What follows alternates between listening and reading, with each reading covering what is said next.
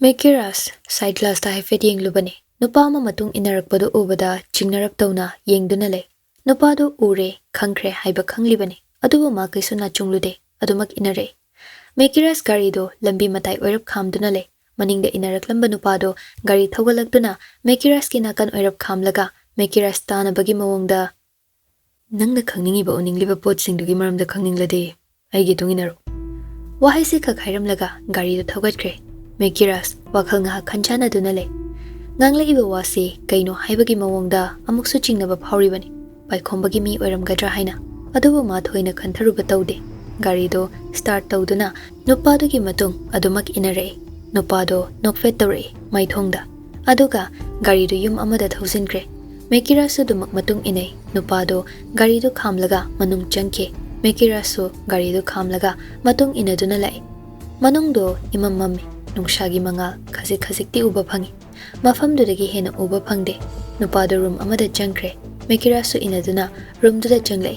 Mekiras changlakpa ubada thongdu thingzinkre. Aduga room gi light tu thalay. Mekiras mangda layriba board duda thetliba ye iba singdu ubada ngakchana na yengduna lay. Maningdagi nupaduna taplapna ngakbra. Mekiras maning onthoktuna kanano haina yenglakpani.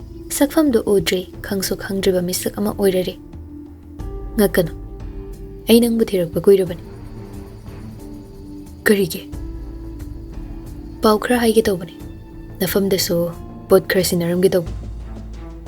Kay bod. Nupado board tugi manakta changlay. Aduga thetliba photo singduda yengduna taplap haire. Sida thetliba photo mayam si nang masak khangbra. Mekirasu changsin na yengi. Miyoi khardi khangi adubu tongana thetuna thamliba misak anirude mana khangba ngamdre. Wali.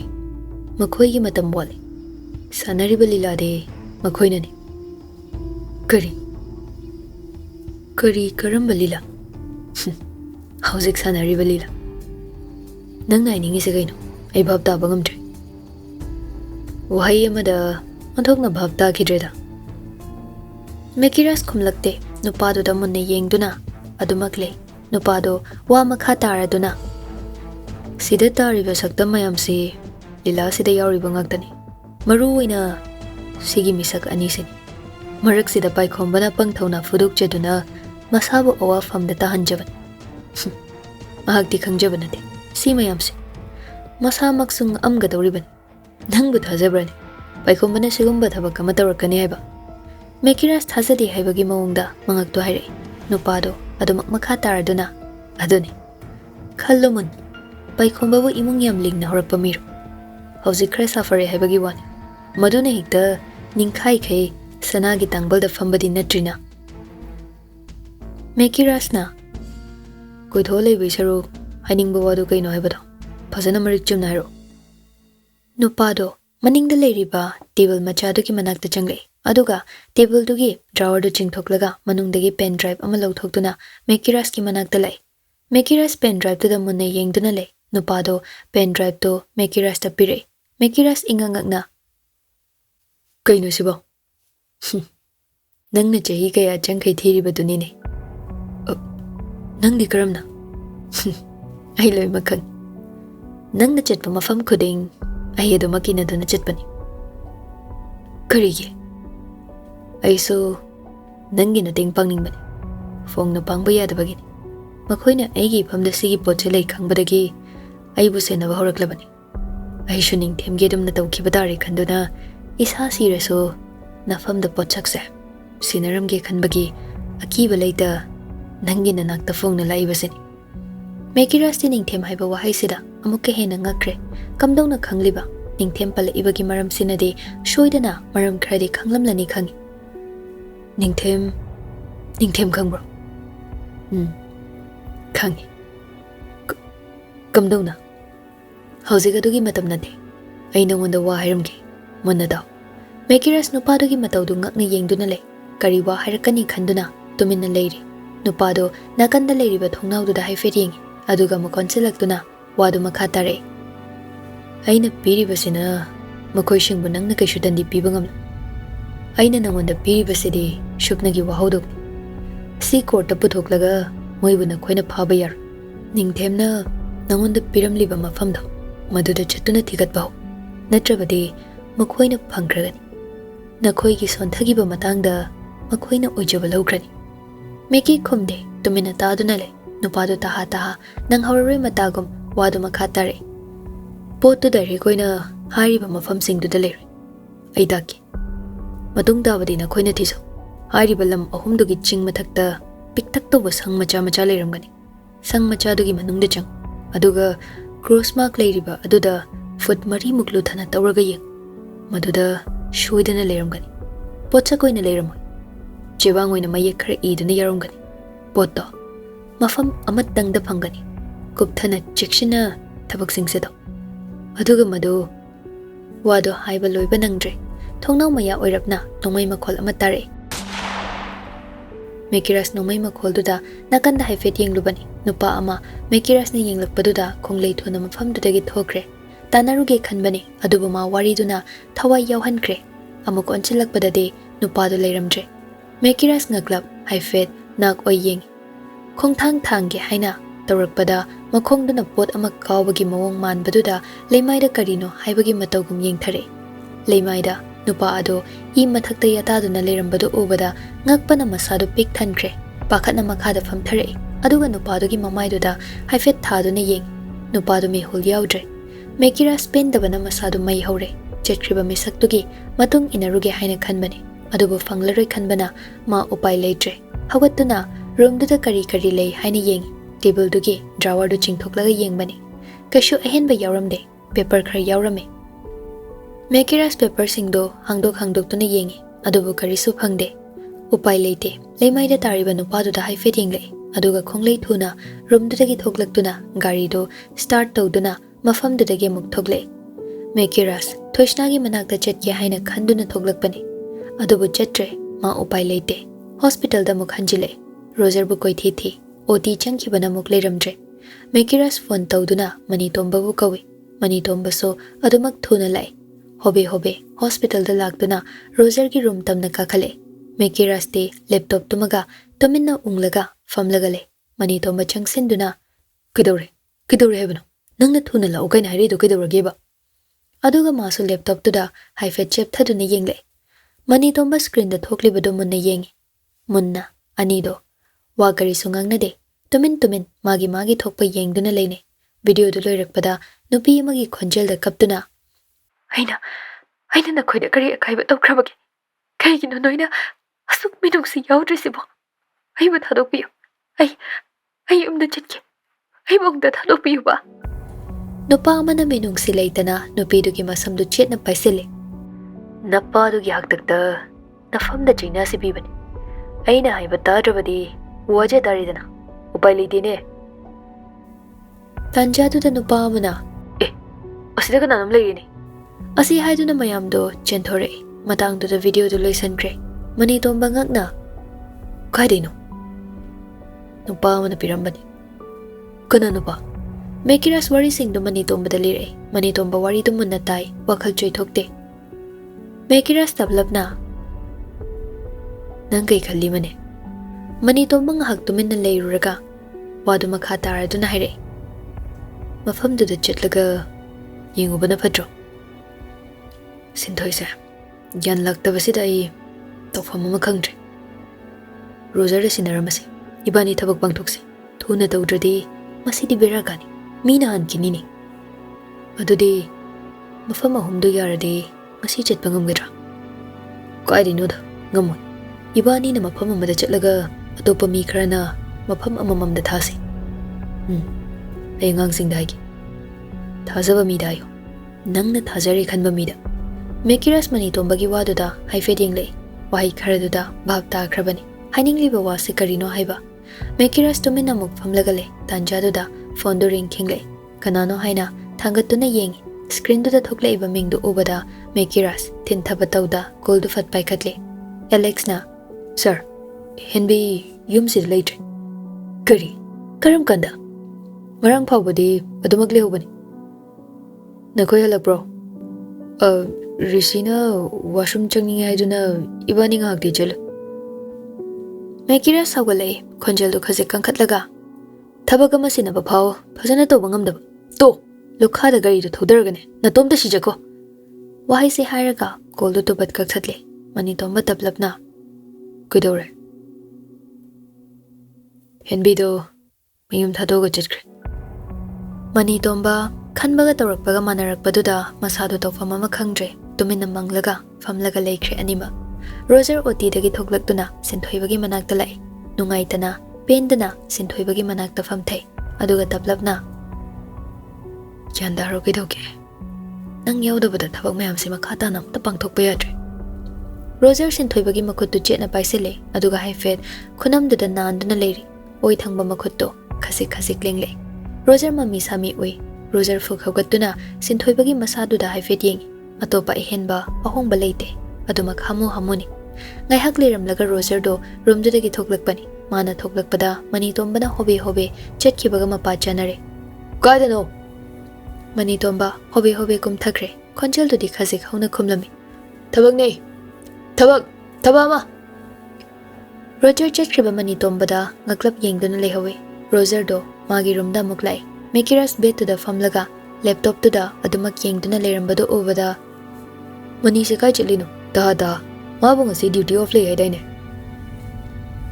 Mekiras to Roger da haifet yeng aga sinthoigi accident gi paw lakpage paw birakpane adai chetkibani phangi bro phajana khangde jingnaba phagale hairap adugini Roger Mekiras ki manakta changlai aduga laptop to da haifet chepthaduni yenglai Roger sungakna screen duda yengduna leikre ani do wala ngangnade tumin magi thokpa yengnari video du loiraga Roger ngaklapna Mekiras to onsinduna kaidino sibo Mekiras laptop to nakanda thamkre aduga Roger da haifet yenglaktuna nupa mana pirambani kana nupa Mekiras wari do Roger da liduna khanghali Roger Mekiras te yengduna adumak leikre wama khata rakte tanja duda Mekiras ki phone do ring kinglei Mekiras screen da kanano haina haifet yeng Alex orambaduda call du kotlai thuna paikhatle Lady sir kumdabiro hoyare wahai se haraga call do mukak thatle Mekiras phamlambadagi tapna hogatuna Roger de yenglaga ai henbi hoi phawda chalugi wahai se haram laga Mekiras to room dudagi thoglai Roger makok tu khoro amuk khotuna as khangdreda mai thok gyan gamam ai isa si doctor police ra kaino gyan gam ta tajadre wahai se haina chair du chingthoklaga tumina famlaga leikre somda thoishna betang hak tumduna leibani tumliba pong khara du phau mitmangda Mekiras padumak uduna leirabani ushilamba mitto tapna pangthore aduga tomba phau ining tapna tumba phangtre nangna sumai bo atli se kaigino minung si ulaktraba nangonda aina minung si utluri basina karige aibo yam khalabrane nungsi basu nangna tambirambane tuminna leizaramba thamoi se nangna inak thalak thamoi shibo nangna hudokpane asi mayam se khanduna tuminna leizarake tobase nangna anam khanba magumna hanjin aigi thamoi sebo nangna hudokpane thamoi na holaklaba matam mit singlaklaba matamda nangna thamoi tumu haina samlambani aduk namuk patriba kaigino kaigino ai sebo nangi sanam patlo ai am worry ai khangba gamtre wahai se haraga thoishna khonjal di thokta kaple masado chakpana loire maraksida Mekiras ki damak amuk mi paiba poklakpagi ihol ama su phawrakle machinda taplapna sole ai kyar iba mi kopsi phawde nangba muktang haroiba oina ai nangbo uningi yambo ai nangbo uningi somda Mekiras ka Alex ka do henbi hoida lai ani do gari khamlaga kumtharakduna henbi gi gate yengi gate today solo lamde gate to hangdokduna Mekiras imunglomda changkre Alex su tabli matungda inare Mekiras tabli mangwan tamna changsile thongdu sholdon duna leribado ubada haifet ngai hak yengduna le yengbaduna kanara roi khaladuna ani do mai leiduna mafam dudagi thoklai laikai gi ahal nupi khara lakpado ubada Mekiras changsinduna ine Kainom tangjagiba. Ibungo, kay leire. Mekiras henbi hoigi geta haifet makut thenduna. Moigi se mi leina drabo. Khangdene khoidia. Makhoigi imung se leikai siga kaya kauna ngangna dene. Aduna ikhoi su khangdebo. Ngarang phawbadi lehobani. Ngasi lakpasida thonglo lamba. Ho nungdang wairam aduwaitane nupa khara laambani. Makhoi lae haidana aikhoni yengsilubagi wana teko lana khanganu uhobani. Adugi sum haibanida. Mekiras ahal nupiduda onsinduna. Adudi nupa singduga chatkrebro. Ibungo adudi khangde. Makhoigi geta changkibado haifet uhobagi wani. Kupthana karino haibadumadi aikhoi su khangdre. Mekiras WakhaL nga khalli. Khangningliba asima fanglaroi khangbana mafamdudagi thoklaktuna gari da kakhatkre. Alex to driver seat da kakhatle. Mekiras gari gi seat tuda mamit ushinduna haifet nga thaduna le WakhaL da su khalli. Henbi kanano haiba wahang se hanglibani. Nungdang da unaruba mikupta henbi gi mawong mataw singdo nauhawnana ningsingla ibani. Kari aron ba thabak tawbana no asumna lotkriba. Alex Mekiras ki matawduda yengduna le wadi machet ama phawa ngangakte. Mekiras taplapna Alex ta kore. Alex, sir, henbi se kayoy.